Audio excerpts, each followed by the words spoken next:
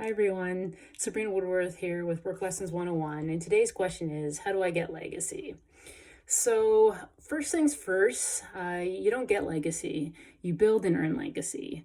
Legacy is essentially established based on how the public remembers you.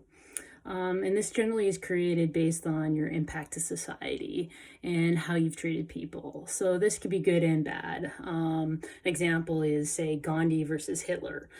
So legacy isn't always a good thing. You're not always remembered for good things you've brought in the world. So obviously, the legacy this person in particular is questioning is the good type of legacy. So let's talk about it.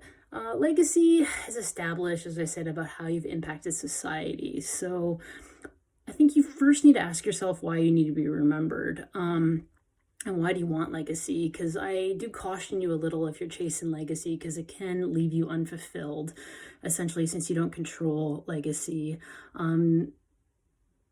It can be driven many times also from your ego or the drive of power and money. Legacy can sometimes be categorized along with the thirst for power and the drive for money. So because they stem from your ego. If you want legacy for, the good of humanity, that's one thing, but I think you need to question yourself why you're chasing it and why you want it.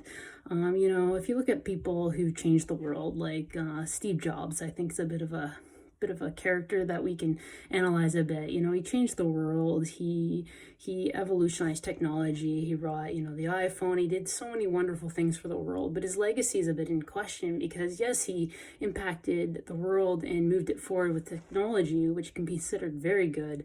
But at the same time, people bring up how he treated his parents, how he treated his daughter. That can tarnish a bit of his legacy. That's one particular example. Einstein obviously is someone that will most likely be remembered a few hundred years down the road. There's people, so, not everyone's a Steve Jobs or an Elon Musk.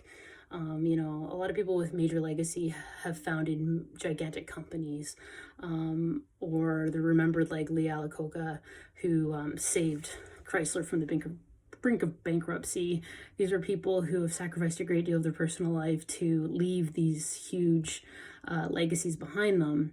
I don't personally think legacy comes strictly from work or your career. I think it comes from your life and how you treat everybody within your life, just kind of how I discussed with Steve Jobs. So I think a better way to look at legacy instead of chasing legacy and wanting legacy is just to ask yourself, how can you leave the world a better place? How can you help the world? What skills and talent do you have, and what are you going to compromise and dedicate your life to giving the world? And I think if you approach it that way, you'll have a better chance of being happy, you'll have a better chance of being fulfilled. Anyways, that is my answer to how do you get legacy. I think you need to build it and earn it over the course of your life.